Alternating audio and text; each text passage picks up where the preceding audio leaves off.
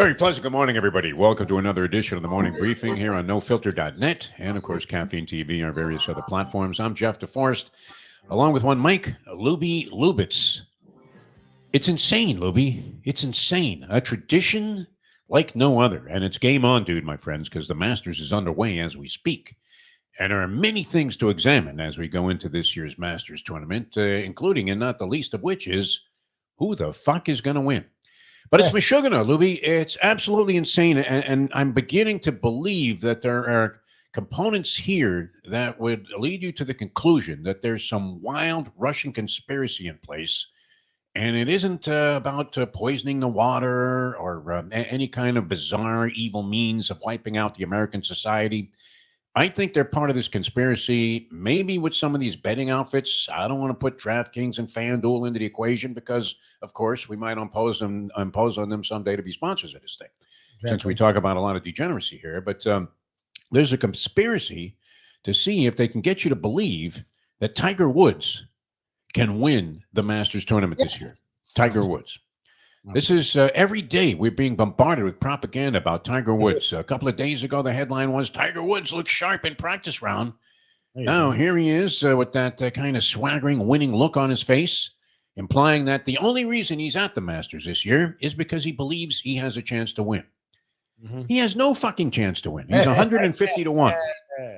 If you're going to, go ahead and make a wager on it, I guess you may as well go all the way and come to the conclusion that at 150 to 1, Tiger's a pretty good price. There are a bunch of props here on Tiger Woods, Lubie. I want to run some of them by you and see where you stand.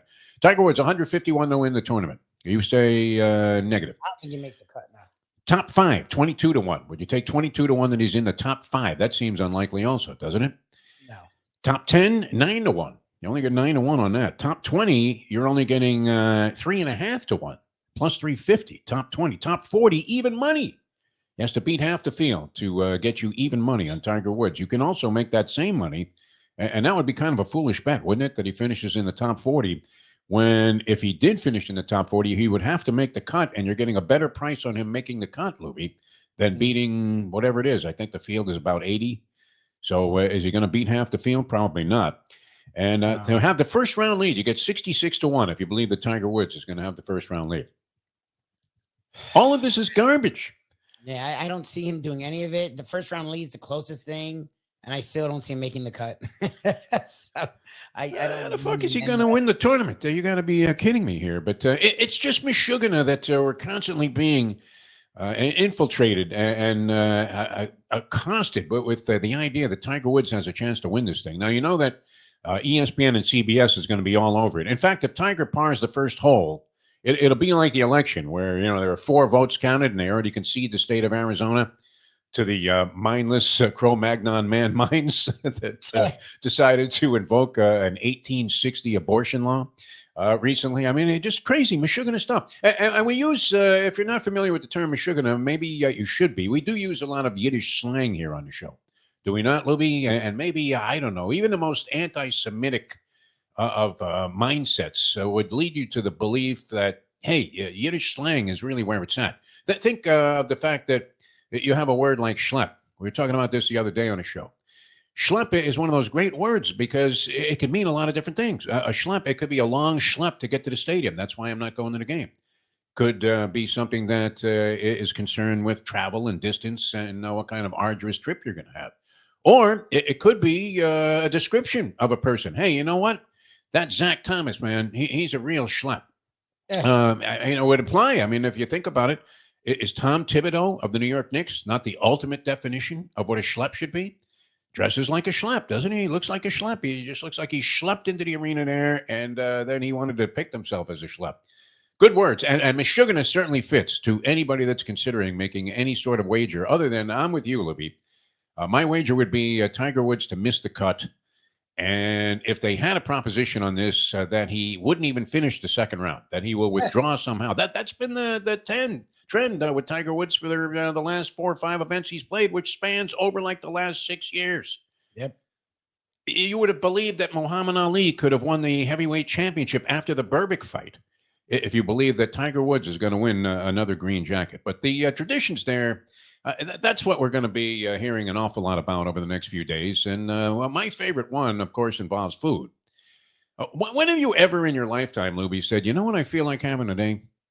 Why don't I make a pimento and cheese sandwich? When was the I've last time you put one together? I don't know. I don't know if I've ever had pimento. Like I've heard This of is the big deal. pimento. I've never heard of it like that. They couldn't serve a meatloaf at the concession stands or, a ham sandwich, ham and cheese. Pimento and cheese sandwich is the big thing on white fucking bread, which is appropriate there because what has the Masters been known for? Remember when Hootie Johnson came out to announce that he didn't care about the protests of Martha Burke, about the sexism and the racism that goes on at the Augusta National Club? A bunch of elite, stuffy Southerners who all have too much money on their in their bank accounts to actually consider any kind of level of humanity. And so she's out there screaming, hey, yeah, you know what? You got to boycott all the sponsors. So what does Hootie Johnson do? He comes out there with a sheet on his head that was shaped in a cone, holds a press conference and says, yeah, we don't care. No advertising this year. We won't run any spots. Hold the spots there, Mo. No, we're going live all the way. They don't care. I mean, they're above it all, these traditions. And then you always have the token move. Is Condoleezza Rice the art shell? I mean, is Condoleezza Rice to diversity issues and trying to act like you've overcome them or done something about them? If you're in one of these spots, look, Augusta National, racism, sexism, what do? They make Condoleezza Rice a member. It's like interviewing Art Shell for the Rooney Rule satisfaction, isn't it? Hey, Art, you want the job? No? Oh, okay. When did he check out? 20 years ago? All right. There you go. We interviewed a black guy. That's right. We're in compliance with the Rooney Rule. Crazy traditions there at the Masters. But, I mean, no wonder people go to, and they flock to the local Hooters there, which I think in Augusta, Georgia, is like a Michelin 5-star restaurant. The local Hooters, and they go run in there to get an autograph from John Daly and maybe pick up a couple of chicken tenders. There's obviously a shortage of decent things to eat when the featured item on the menu is a pimento and cheese sandwich. Never had one, right? Would you cut the crust off on that white bread? Can you even find Wonder Bread anywhere in the store anymore, Lubie? Yes, I saw it at Walmart. I actually saw Wonder Bread. I was like, wow. There you go. Yeah. Nice Wonder Bread. Some 400-pound woman has like 18 loaves that she's schlepping up. There you go. There's that word, schlepping up to the cashier's counter to check out. But yeah, very interesting that we're going to be constantly bombarded with the idea that this is the most colossal place that you could ever be. When does it still say? Do they still have the sign above the bathroom? No colors. Oh God. It might be right there in Butler Cabin. Maybe Jim Nance is sitting on it when they end up doing those interviews. All right, so who's going to win the thing? You have the Live. I mean, are the Live Tour players considered scabs of sorts, where they all defected for the money? I think they actually put a Saudi Arabian embassy in Augusta, Georgia, which is kind of seems a little bit incongruous, doesn't it? Considering all the other things that we just previously stated about the diversity issues that they've had, and the idea that this is sort of an elitist. I think they have a Confederate flag on 16 now, right on the pin. Robert E. Lee is like their hero there. Greg Norman sightings, 0. He supposedly was on the grounds yesterday and nobody saw him. How is that possible? Greg Norman, fabled golfer, easily recognizable. He's been a public figure for many, many years. Puts together the Live Tour. You would think he was this Khashoggi guy because he has literally disappeared. And so the big question is, can the Live Tour players who only play about 8 rounds of golf a year now for their $300 and $400 million paydays, can they measure up and compete? I mean, we saw Brooks Koepka when he got back into majors. He did win one, right, as a member of the Live Tour. Brooks Koepka, your guy from FSU, one of your favorites. The last time we saw Koepka, he was coked up out of his mind in the luxury suite at a Panther hockey game, as they were making their way through the playoffs last year on that run. And you were looking at him and thinking, my God, I don't think Timothy Leary ever looked as stoned as this guy did. Unbelievable. But do we have any idea? Is there any tracking of how Live Tour players are performing so far this year? No idea. Do we know? No clue. John Rahm, I mean, the big Spaniard, not exactly Seve Ballesteros in terms of charisma, but a guy was playing some pretty terrific golf before he said, hey, you know what? That's a lot of money.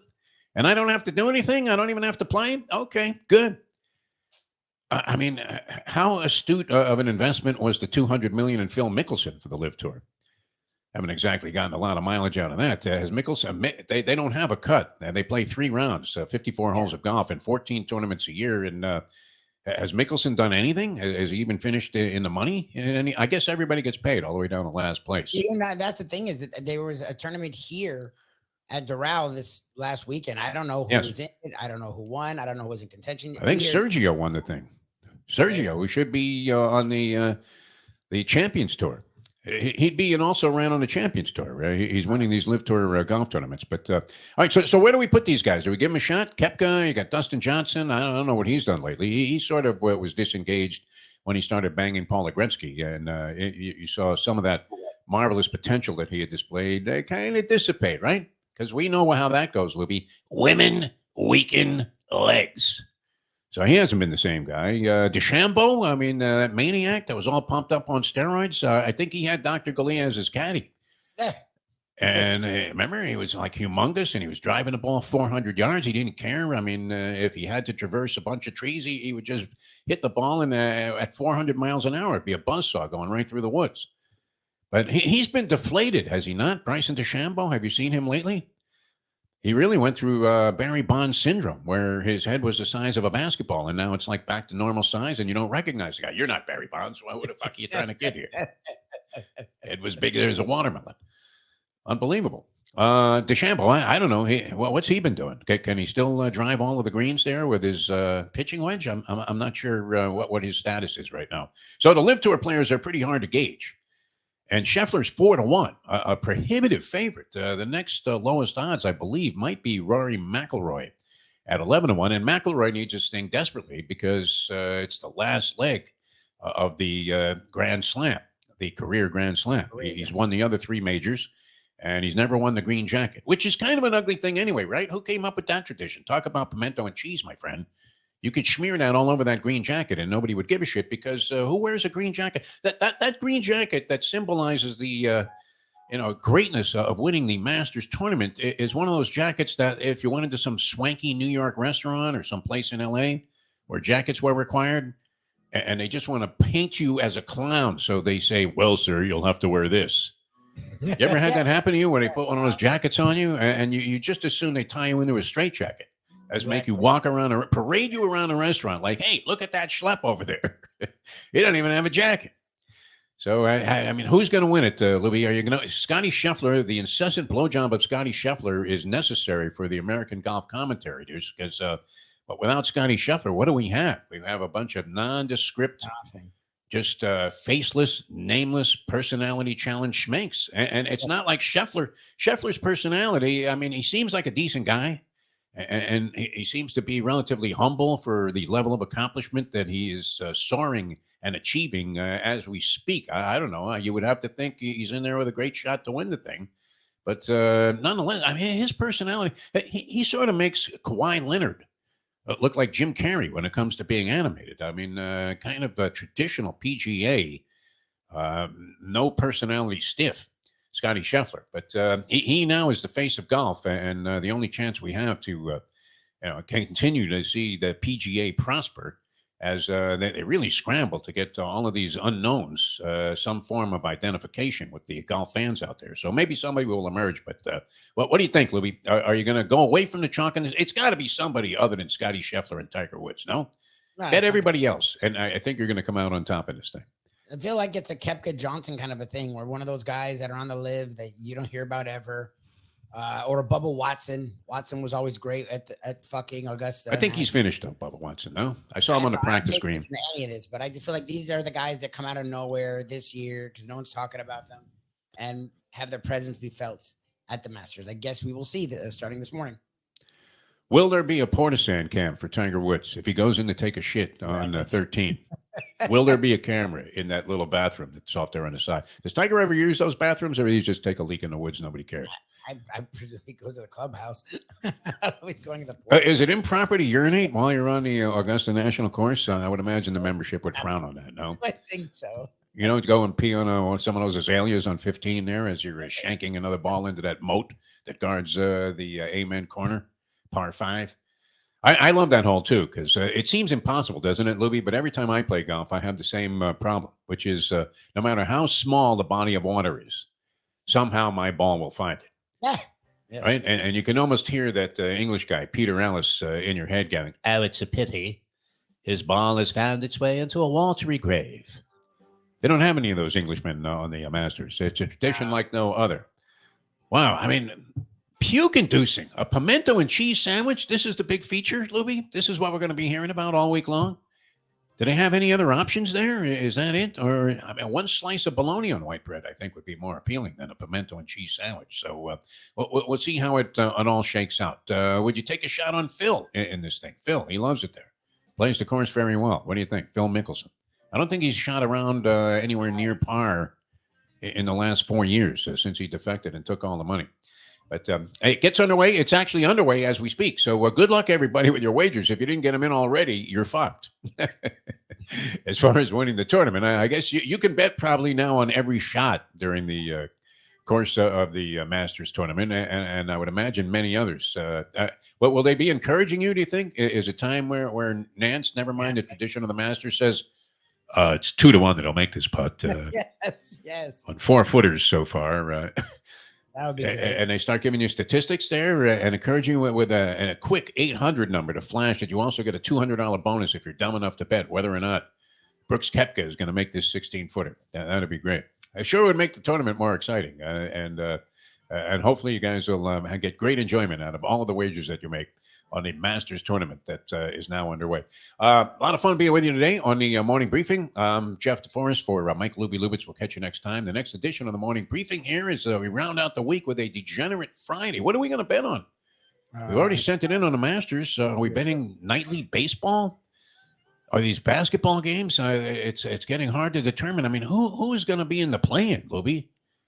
Every team in the East now is falling into that category. And in the West, the same story, right? Lakers, Warriors, Lakers. They're battling for 9 and 10, maybe even moving up to 8. And yet they're all still in the same boat under that big umbrella, being part of the dreaded play-in situation in the NBA. But that's wrapping up. So I would imagine there'll be a lot of action there. And we'll have more insight into that tomorrow for you on the Degenerate Friday edition of the Morning Briefing. From Mike Lubie Lubitz, I'm Jeff DeForest. Once again, thanks so much for tuning in to today's edition of The Briefing.